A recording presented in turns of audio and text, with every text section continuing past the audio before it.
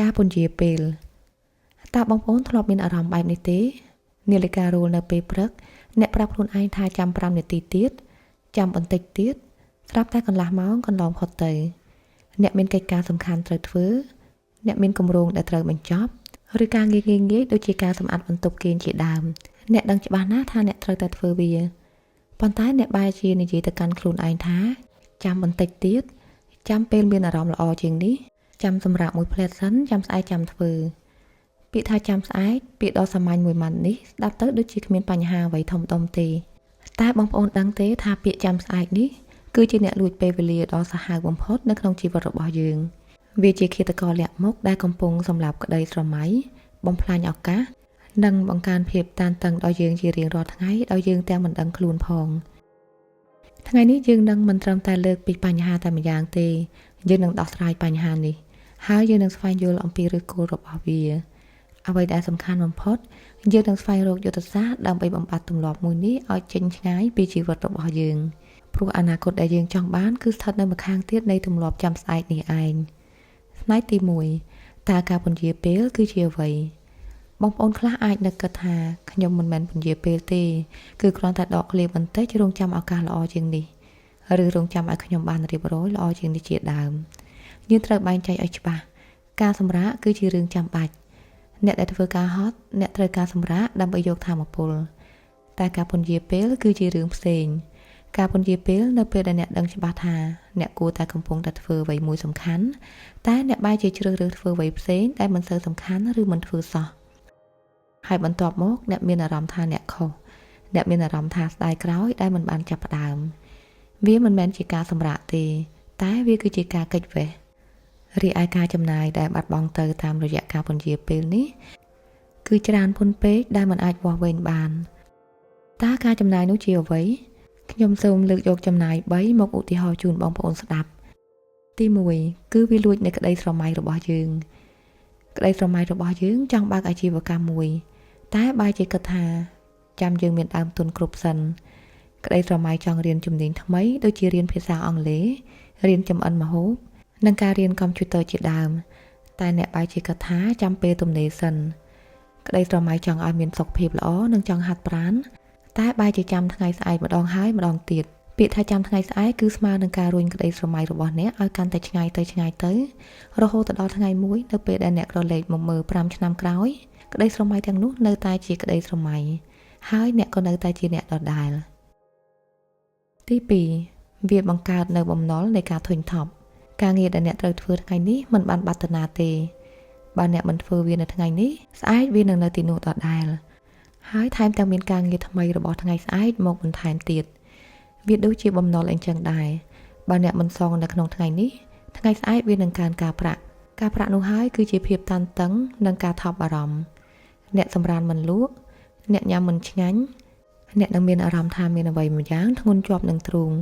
នោះហើយគឺជាលទ្ធផលនៃការកោរទុកការងារទី3វាបំផ្លាញការជឿជាក់លើខ្លួនឯងនេះគឺជាចំណុចគ្រោះថ្នាក់បំផុតរាល់ពេលដែលអ្នកសន្យាជាមួយខ្លួនឯងថាខ្ញុំនឹងធ្វើវាហើយអ្នកមិនបានធ្វើអ្នកកំពុងតែបង្រៀនខួរក្បាលរបស់អ្នកថាពាក្យសន្យារបស់ខ្ញុំគ្មានតម្លៃទេអ្នកចាប់ផ្ដើមបាត់បង់ទំនុកចិត្តទៅលើសមត្ថភាពខ្លួនឯងហើយអ្នកចាប់ផ្ដើមគិតថាខ្ញុំជាមនុស្សខ្ជិលខ្ញុំជាមនុស្សគ្មានវិន័យ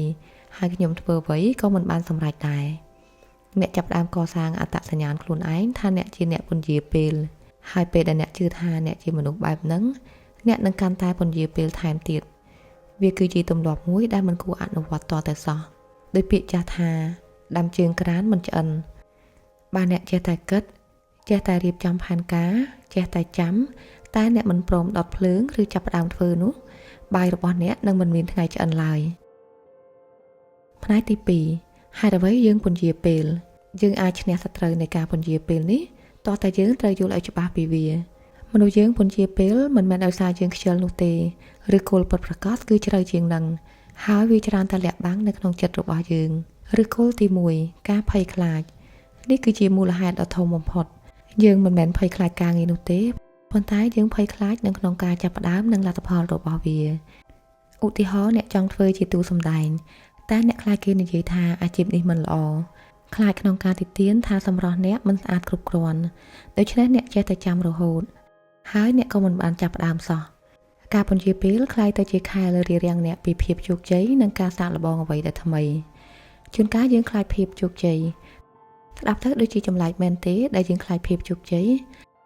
តែវាគឺជាការពិតមនុស្សខ្លះខ្លាចថាបើសិនជាខ្លួនជោគជ័យជីវិតនឹងមានការផ្លាស់ប្ដូរមនុស្សជុំវិញខ្លួននឹងរំពឹងពីយើងច្រើនជាងនេះយើងនឹងមានការទទួលខុសត្រូវធំជាងនេះដូចនេះពួកគេពន្យាពេលដើម្បីបន្តនៅក្នុងតំបន់សុវត្ថិភាពរបស់ខ្លួនឬគោលទី2ភាពឥតខ្ចោះនិយមខ្ញុំត្រូវតែធ្វើវាឲ្យល្អឥតខ្ចោះបើមិនល្អឥតខ្ចោះទេខ្ញុំមិនធ្វើតែម្ដងតើបងប្អូនធ្លាប់គិតទេអ្នកចង់រៀបចំផែនការឲ្យល្អបំផុតចង់រងចាំពេលវេលាដែលស័ក្តិសមបំផុតចង់មានឧបករណ៍ទំនើបបំផុតមុននឹងចាប់ផ្ដើមរឿយៗយើងចង់មានគ្រប់សិនទើបហ៊ានចាប់ផ្ដើម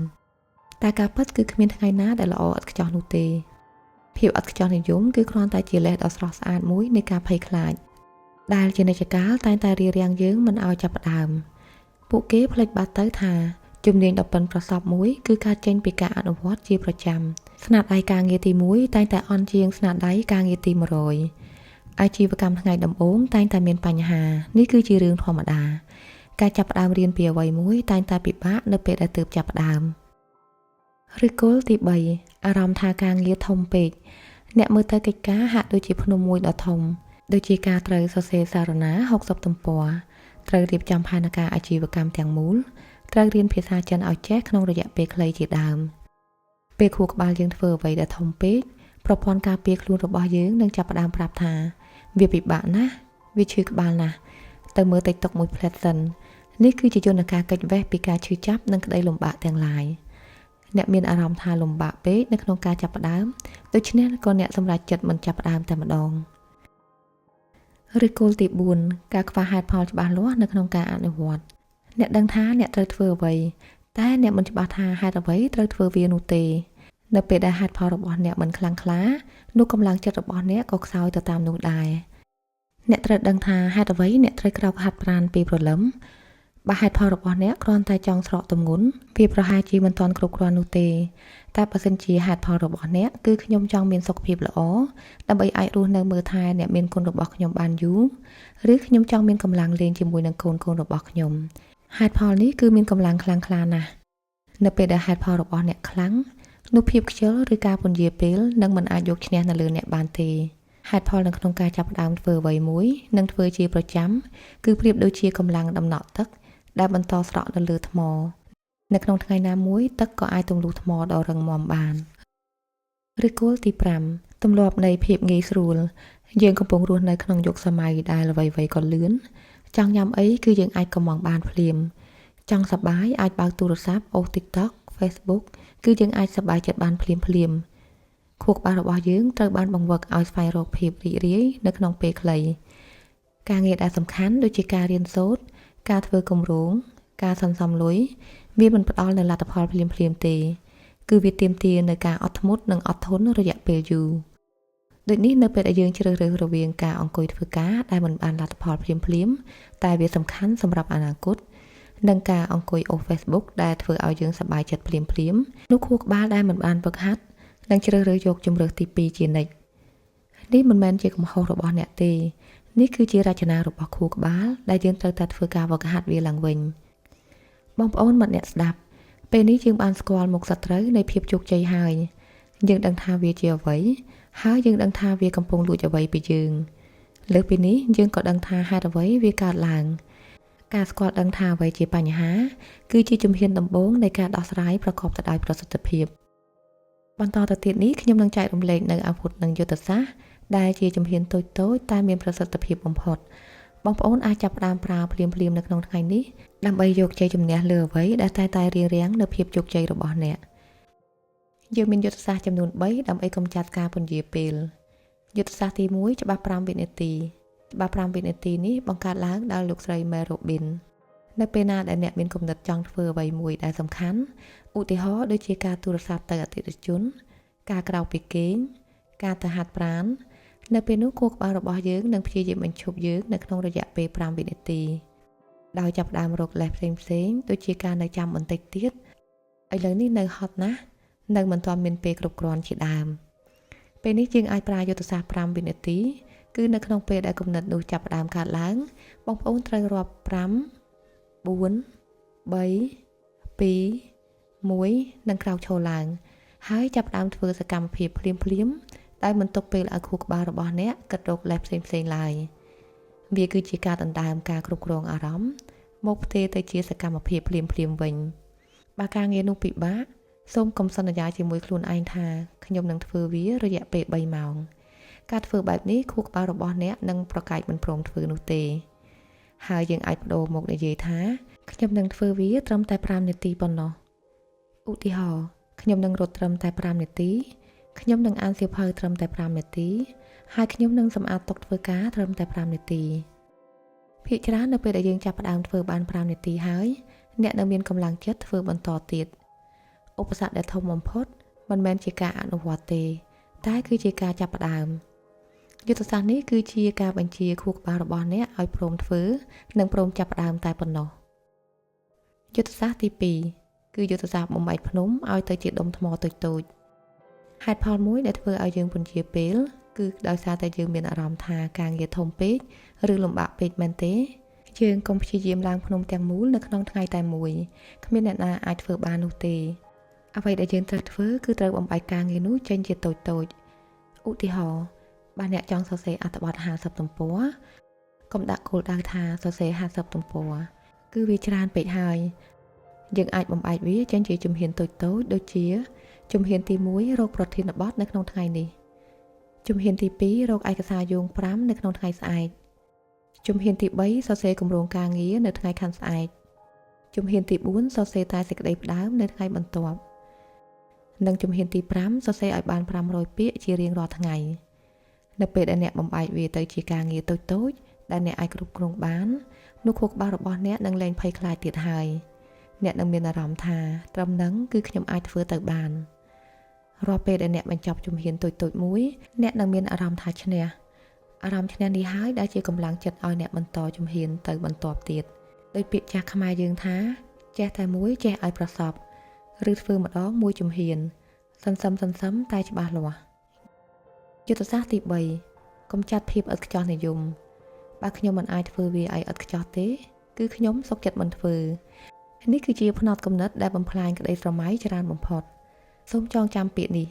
ធ្វើឲ្យរួចរាល់ប្រសើរជាងភាពឥតខ្ចោះបងប្អូនដឹងទេ podcast ដែលបងប្អូនកំពុងស្ដាប់នេះគឺវាមិនល្អឥតខ្ចោះនោះទេសំឡេងខ្ញុំក៏មិនល្អឥតខ្ចោះដែរការកាត់តរូបភាពក៏មិនល្អឥតខ្ចោះដូចគ្នាតែឥឡូវនេះវារួចរាល់នឹងអាចចេញជូនទៅដល់បងប្អូនទទួលសន្ដាប់បានបើខ្ញុំរងចាំតតែមានកាមេរ៉ាល្អម៉ៃក្រូល្អបំផុតស្ទូឌីយោដែលល្អបំផុត podcast មួយនេះប្រហែលជាមិនមានថ្ងៃកើតឡើងនោះទេភាពល្អឥតខ្ចោះគឺការចេញពីការកែលម្អទៅលើអ្វីដែលមិនល្អឥតខ្ចោះចូលអ្នកចាប់ផ្ដើមកំណែទី1របស់អ្នកចាប់ផ្ដើមដោយភាពឆ្គាំឆ្គងចាប់ផ្ដើមដោយភាពភ័យខ្លាចតែសំខាន់គឺការចាប់ផ្ដើមធ្វើវានៅក្នុងថ្ងៃនេះអ្នកអាចកែលម្អវាបន្តិចម្ដងនៅពេលក្រោយសូមកុំបណ្ដោយឲ្យភាពល្អឥតខ្ចោះคล้ายទៅជាលេសនៃការមិនបានធ្វើអ្វីសោះយុទ្ធសាស្ត្រទី4រៀបចំបរិយាកាសការពន្យាពេលជារឿយៗគឺកើតឡើងដោយសារតែឱកាសអ្នកចង់ធ្វើការប៉ុន្តែទូរស័ព្ទដៃនៅក្បែរដៃ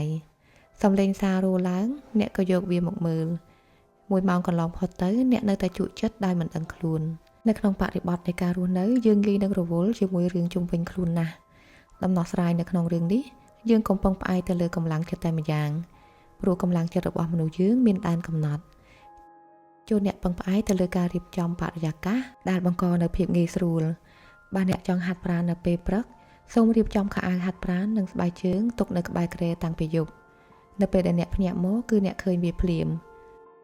បើអ្នកចង់អានសៀវភៅចូលដាក់សៀវភៅនៅលើខ្នើយរបស់អ្នកបើអ្នកចង់ញ៉ាំអាហារដែលមានសុខភាពសូមកុំទិញនំកញ្ចប់ឬភេសជ្ជៈផ្អែមមកដាក់នៅក្នុងផ្ទះជំនួសទៅវិញនៅការបំពេញបន្លែត្រីនិងអាហារដែលមានគុណភាពនៅក្នុងទូទឹកកករបស់អ្នកមុនពេលចាប់ផ្ដើមធ្វើការយើងអាចយកទូរស័ព្ទទៅទុកនៅក្នុងបន្ទប់ផ្សេងឬបិទសំឡេងរំខានទាំងអស់អ្នកបិទកម្មវិធី Facebook ឬ YouTube នៅក្នុងម៉ោងធ្វើការបរិយាកាសរបស់អ្នកគួរតែជំរុញឲ្យអ្នកធ្វើការមិនមែនទាញឲ្យអ្នកបែកអារម្មណ៍និងពន្យាពេលនោះទេយុទ្ធសាស្ត្រទី5 ស្វែងរកហេតុផលនៅក្នុងការចាប់ផ្ដើមឲ្យឃើញដូចដែលយើងបាននិយាយនៅផ្នែកមុនថាបើសិនជាហេតុផលរបស់យើងមិនខ្លាំងសកម្មភាពរបស់យើងនឹងមិនកើតឡើងនោះទេថ្ងៃនេះខ្ញុំចង់ឲ្យបងប្អូនចំណាយពេលស្ងាត់ៗ5នាទីសួរខ្លួនឯងហេតុអ្វីខ្ញុំត្រូវធ្វើការងារនេះតើវានឹងផ្ដល់ផលប្រយោជន៍អ្វីពិតប្រាកដដល់ជីវិតខ្ញុំដល់គ្រួសារខ្ញុំនិងដល់អនាគតខ្ញុំត្រូវសន្សំប្រាក់ព្រោះខ្ញុំចង់ទិញដីមួយកន្លែងជូនដល់ឪពុកម្ដាយខ្ញុំត្រូវរៀនជំនាញនេះព្រោះខ្ញុំចង់បានប្រាក់ខែខ្ពស់ជាងនេះនិងដើម្បីឲ្យកូនខ្ញុំរៀននៅសាលាល្អខ្ញុំត្រូវហាត់ប្រាណព្រោះខ្ញុំមិនចង់ក្លាយជាបន្ទុករបស់អ្នកណានៅពេលដែលខ្ញុំចាស់ទៅសូមអ្នកដាក់ពាក្យថាហេតុអ្វីនៅកន្លែងដែលអ្នកមើលឃើញរាល់ថ្ងៃអាចបិទវានៅលើជញ្ជាំងលើកញ្ចក់ឬតុធ្វើការនៅពេលដែលអារម្មណ៍ចង់ពន្យាពេលកើតឡើងសូមក្រឡេកមើលហេតុផលរបស់អ្នក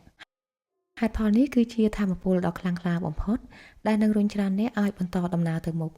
ទោះបីជាអ្នកគ្មានអារម្មណ៍ចង់ធ្វើវាក៏ដោយយុទ្ធសាស្ត្រទី6គឺការយល់ចិត្តខ្លួនឯងជាចុងក្រោយហើយប្រហែលជាសំខាន់បំផុតមនុស្សភាគច្រើននៅពេលដែលខ្លួនពន្យាពេលពួកគេចាប់ផ្ដើមជេរខ្លួនឯងស្ដីបន្ទោសខ្លួនឯងអារម្មណ៍អវិជ្ជមាននេះវាមិនជួយអ្វីអ្នកទេវារត់តែធ្វើឲ្យអ្នកធុញថប់ហើយកាន់តែពន្យាពេលថែមទៀតជំនួសឲ្យការស្ដីបន្ទោសសូមអ្នកយល់ចិត្តខ្លួនឯងនិយាយទៅកាន់ខ្លួនឯងដូចជានិយាយទៅកាន់មិត្តសម្លាញ់មិនអីទេថ្ងៃនេះខ្ញុំរវល់បន្តិចខ្ញុំក៏ជាមនុស្សដែរថ្ងៃស្អែកខ្ញុំនឹងចាប់ផ្ដើមសារជាថ្មីឲ្យបានល្អជាងនេះការអភ័យទោសខ្លួនឯងគឺជាគន្លឹះដើម្បីបន្តទៅមុខការកសាងទម្លាប់ថ្មីគឺជាការរត់ម៉ារ៉ាតុងមិនមែនត្រឹមតែជាការរត់ប្រណាំងនោះទេតែគឺយើងត្រូវតែធ្វើវាជាប្រចាំការពន្យាពេលមិនមែនជាអត្តសញ្ញាណរបស់អ្នកទេហើយវាក៏មិនមែនជាជោគវាសនារបស់អ្នកដែរវាគ្រាន់តែជាទម្លាប់ហើយទម្លាប់នេះគឺអាចផ្លាស់ប្ដូរបានបងប្អូនមានក្តីស្រមៃ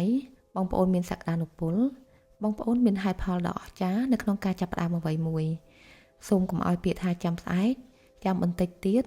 លួចយកអនាគតដ៏ត្រចះត្រចង់របស់អ្នកពាក្យចាស់ពោលថាធ្វើស្រែទាន់ក្តៅដីឱកាសនិងពេលវេលាវាមិនរងចាំយើងនោះទេនៅពេលដែលភ្លើងក្នុងចិត្តរបស់អ្នកកំពុងឆេះពេលដែលអ្នកមានគំនិត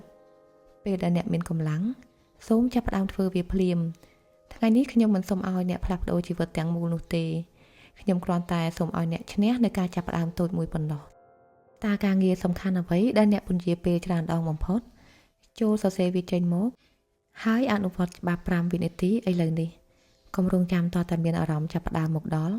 អារម្មណ៍នេះនឹងកើតឡើងបន្ទាប់ពីការចាប់ផ្ដើមសកម្មភាពចូលចាប់ផ្ដើមធ្វើសកម្មភាពហើយកម្លាំងចិត្តនឹងរត់មកតាមអ្នកមិនមែនជាអ្នកពន្យាពេលទៀតទេអ្នកគឺជាអ្នកធ្វើសកម្មភាពអ្នកគឺជាអ្នកសាងអនាគតហើយអ្នកគឺជាអ្នកឈ្នះចូលក្រោកឈរនិងជំនះភាពលំបាករបស់អ្នកហើយចាប់ផ្ដើមជំហានដំបូងរបស់អ្នកនៅថ្ងៃនេះអនាគតរបស់អ្នកកំពុងរង់ចាំអ្នកនៅផ្នែកម្ខាងទៀតនៃការចាប់ផ្ដើម